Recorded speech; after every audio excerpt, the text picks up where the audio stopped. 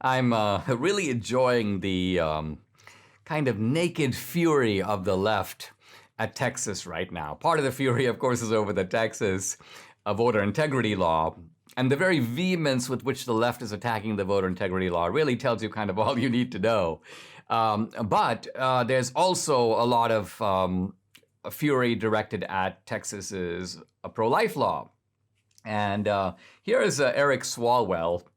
He goes, "What we all feared has finally happened." I'm reading his tweet. "A tyrannical regime is using its power to control women. Hashtag Texas Taliban." Now, first of all, if we in Texas are the Taliban, Eric Swalwell, here's my question. Where's all our military equipment? Remember the Biden administration gave the Taliban all this stuff. Where are our Humvees? Where are our transport planes? Where are our Black Hawk helicopters? I'm ready. Apparently we're Texas Taliban, but we're not getting the benefits of being the Taliban. But I want to focus here on Swalwell's statement that a tyrannical regime is using its power to control women. I want to ask, well, where is that tyranny? The law in Texas is almost an exemplar of the democratic process. Let's review. The law passed the Senate first. That's an elected body. Then it passed the Texas House. Of course, that was when enough of the Texas Democrats came back, but nevertheless, there was a quorum. It was passed according to the letter of the law. Democratically passed. It was signed by an elected governor. It was then upheld by Texas courts in accordance with the due process of law. The Supreme Court decided not to intervene, which essentially kept the Texas. So, in other words, all the various procedures of democracy have been carried out. So, what does it even mean to say that this is tyrannical? Now, I don't think Swalwell would know the answer to that. He probably wasn't even really thinking very hard when he used the phrase.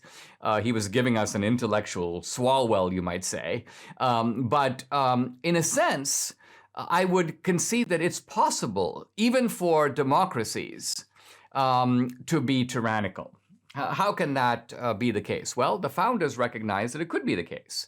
The founders were worried about two types of tyranny. Let's call it the tyranny of the one or the tyranny of the many. The tyranny of the one is, of course, monarchical tyranny, in which a single ruler, a dictator, a king, imposes his or her will arbitrarily on the people.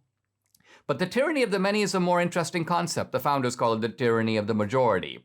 And so the founders agree that if you can have a democratic process and even a majority vote and even elected representatives, and they can be tyrannical if, and this is the big if they are somehow trampling on a legitimate human or constitutional right.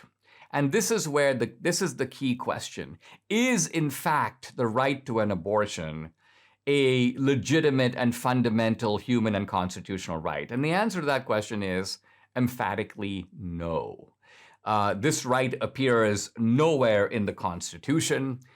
In fact, if you think about it for a minute, the idea that you're able to sort of kill your own offspring. We often talk about abortion in separate terms than infanticide. Debbie and I were talking about this lately, and we're like, wait a minute, abortion is infanticide. It is infanticide in the sense that the difference between abortion and infanticide isn't really moral, it's only geographical.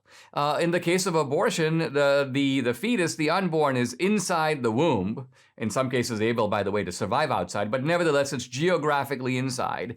And in the case of an infant who's already born, it's outside the womb. But in both cases, you're talking about an infant. So it's infanticide in both instances. So how can it be tyrannical to pass a law that protects life and essentially prevents one person in our society from ending the life of another? I don't think Swalwell has any idea.